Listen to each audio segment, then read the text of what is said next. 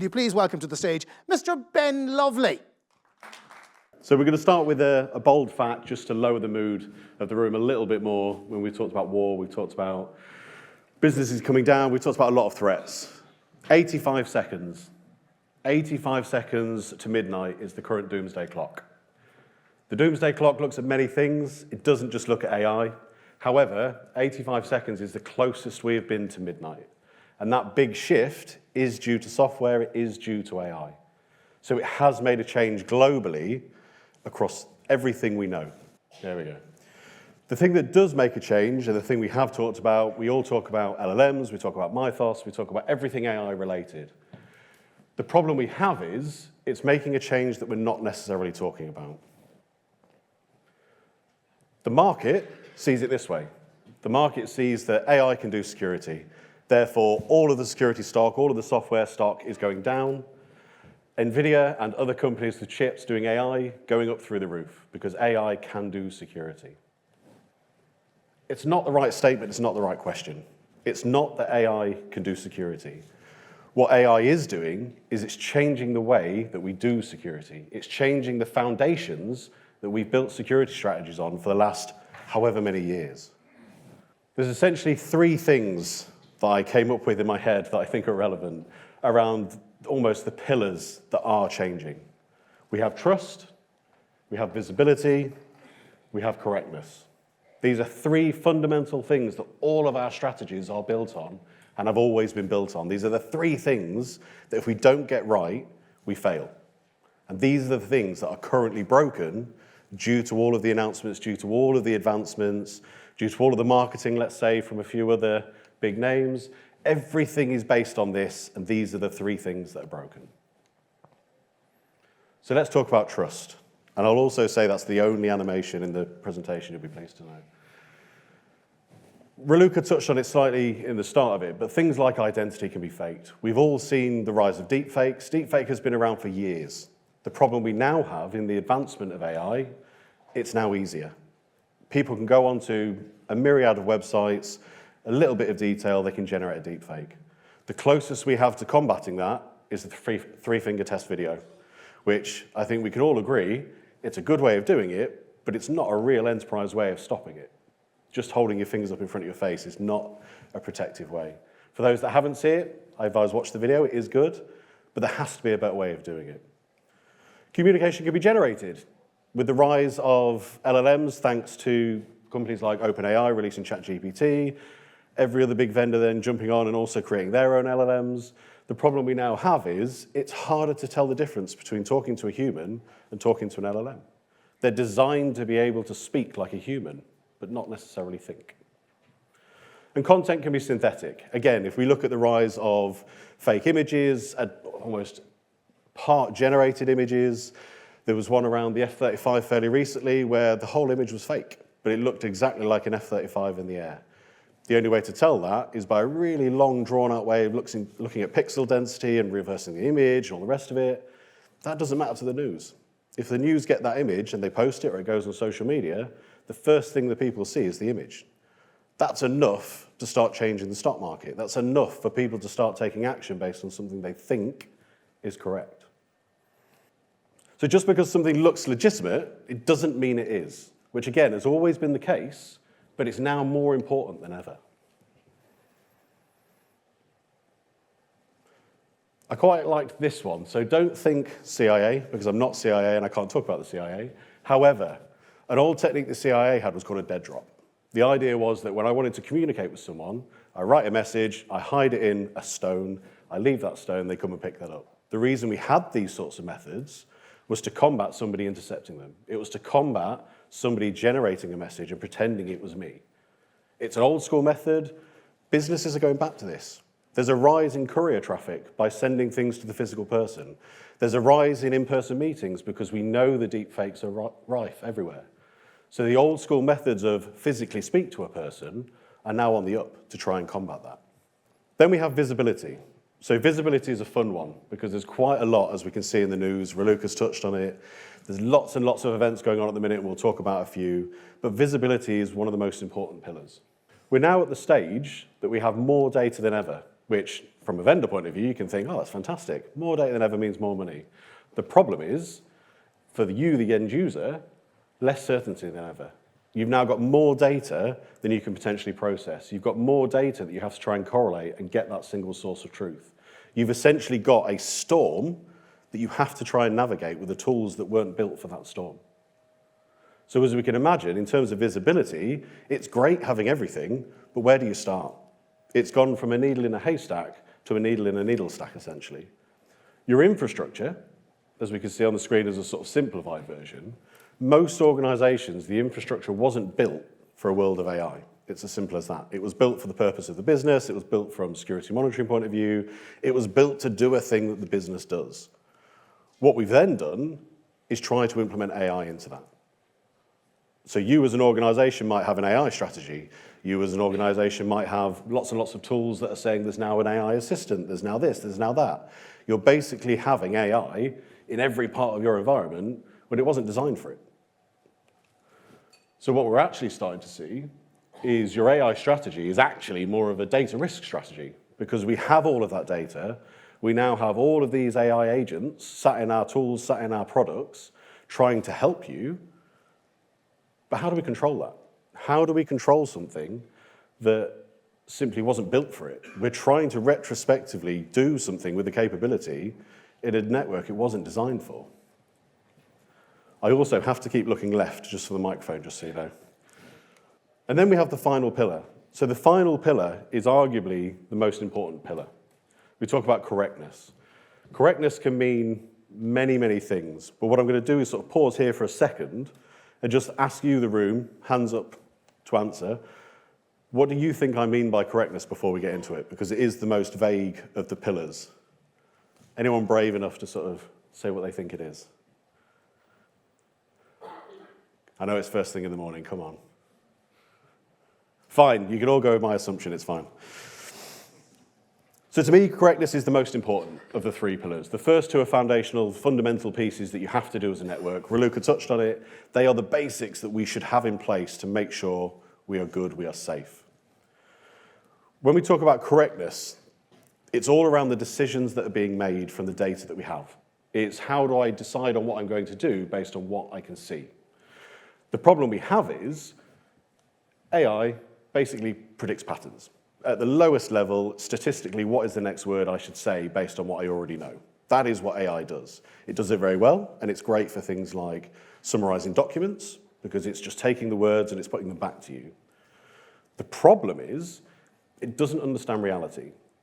We can, of course, give it context. We can say where we are, who we are, what systems they're looking at, and we can give it a bit more information, but it's still not understanding the reality of the situation we're in. All it's simply doing is looking at the extra information you've given it and then still predicting that word.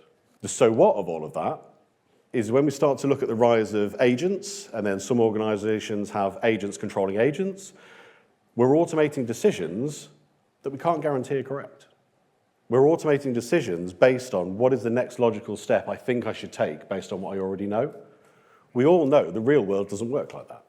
There's things we can't predict. There's things we can't know are going to come our way. So how do we adapt to that? If we're just basing it on statistically the next word I should say, this is inherently flawed. It means we start to take action against things we don't know. So the 9-second thing that is obviously doing the rounds at the minute, the company managed to delete their entire database in 9 seconds because they gave an agent control. The agent thought it was doing the right thing. Technically, I suppose it was doing the right thing, but not what the company wanted it to do, because it was just going by, statistically, this is the right thing I should do. And there's been lots and lots of examples of this. There's been lots of organizations who have tried to adopt AI in a network that wasn't built for it, giving it the keys to the kingdom, and then saying, go. The problem is, as I say, how do we control that? How do we make sure that the actions that it's taking are correct? My favorite one, if you can have a favorite one, is the story of Chevrolet. So customer went on, started talking to the chatbot, basically convinced the chatbot that it can buy a very expensive car for $1. The chatbot said, yeah, sure, why not? Let's do it. The company didn't want that to happen. They had no control over that happening. It just took a single customer a couple of messages. Albeit he didn't get the car for $1 because they did intervene, but the system thought it was doing the right thing. So, if all of those three assumptions are broken, so visibility, correctness, it's all gone out of the window, what can we do? For me, it's not a start again piece. All we simply need to do is shift our approach in how we come against this problem. So shift number one, we have verification over trust. We used to say, trust everyone as soon as they log in. Great. Then we adopted zero trust. We're going to get everybody to say who they are every time they go and do something. That's not enough anymore, because we can fake who we are. So the question needs to be, instead of who are you, is are you who you say you are? Are you still who you say you are? And that constant verification of that person is who they say they are. Because at any point, flick of a switch, it might not be that person anymore. Just because they authenticate doesn't mean it's them authenticating. So it's all about that constant verification. And I've broken it down into identity, intent, and behavior.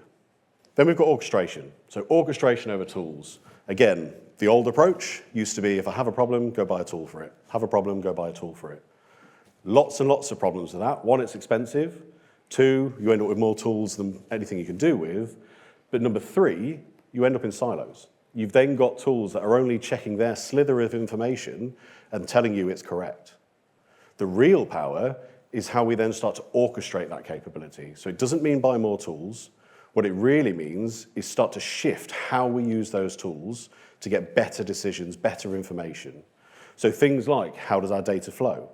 How are decisions made based on that data? Where do humans intervene? Because human in the loop is still, to this day, the best method. Because if we rely on the tools, we sell a car for $1. If the humans evolved, like Chevrolet, we stop the car being sold for $1, we then fix the problem going forward. So human in the loop is the most important part over that orchestration. We then have architecture over policy. This is my favorite one because of my background. Assurance, everyone loves assurance, everyone loves compliance. Obviously, we won't do a Slido because we know everyone loves that, that's fine. Realistically, what we get given is a policy document that says meet this criteria. That's it. And then we check against that criteria.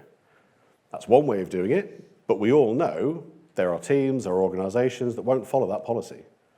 They're told to, but inherently they'll do whatever they need to do to get a thing delivered. What we should do is start to, again, shift how we think of it. So rather than, here's the policy, meet this, we should start to almost embed those capabilities, those restrictions. We should, when we build a system, ensure that they are designed to meet the criteria of what it is we're trying to assure. So rather than putting the onus on the people, on the systems to say, here's what you should be doing, we physically build the systems to do those things. And then finally, reliable outcomes over AI adoption. A lot of organizations now are saying, do AI. We need to use AI. If we don't do AI, we're going to be left behind. We all know that's not a strategy. That's just saying, do something, which isn't delivering a capability. What we need to ensure we're doing, and hopefully you all already are, is starting to look at how are we going to use AI. Not just deliver a capability, not just adopt an LLM because it comes with a product. Physically, how are we going to use it and to what end? What is it we're trying to achieve with that capability? Is it going to move the needle? Is it going to row in the same direction? Whatever sort of analogy you want to use, but physically, how are we going to use it? Again, I've put sort of 3 thinking points on there around accuracy, reliability, and impact of decisions, because ultimately that's what they're there for. They are there to make an impact to your business. The capability needs to be reliable, and the impact of our decisions is the most important part. When we see something, when we need to take action, we need to ensure it's the correct action. Because if the human in the loop comes in and says, yes, that's fine, and sells a car for $1, massive, massive impact on the business.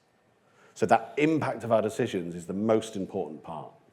So the 3 pillars: trust, no longer given; visibility is no longer enough; and correctness is no longer guaranteed. If we keep these 3 things in mind, it helps us in terms of when we're starting to look at delivering new programs, when we're starting to adopt new technologies, whenever we're moving forward in any way when AI is mentioned, which is going to be mentioned all the time for a long period of time, keep these 3 things in mind. Because if we can make sure we don't break these three things, we continue to deliver our good security practices. We continue to deliver secure and safe services. The moment we stop doing these, that's how those foundations break. And that's how we end up in these scenarios of deleting databases, selling cars for $1, insert story from the press. That's how these things happen. So trust, visibility, and correctness. The idea of a talk, obviously, is to leave you with either a statement, a question, a go-to-market, like whatever, is to leave you with something. I'm always a fan of quotes from much smarter people than I.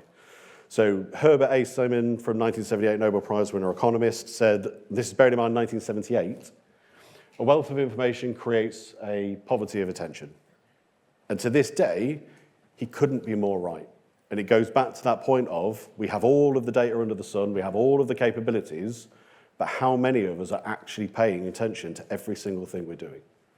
So thank you for your time. I will plug slightly that we do have a fireside chat between 1 and 2 o'clock today. So if anybody wants to come over, chat about the content, go a bit further, you're more than welcome. Come and visit us over at the stand, and I look forward to seeing you. Thank you. 1 or 2 questions that have come in on Slido that are ideal for you. Do the need of new tools mean earlier tools are redundant, or are they needed in addition to the existing ones for data protection and visibility? That's from Farron. Brilliant. So technical debt is the first question, which is always a really small topic.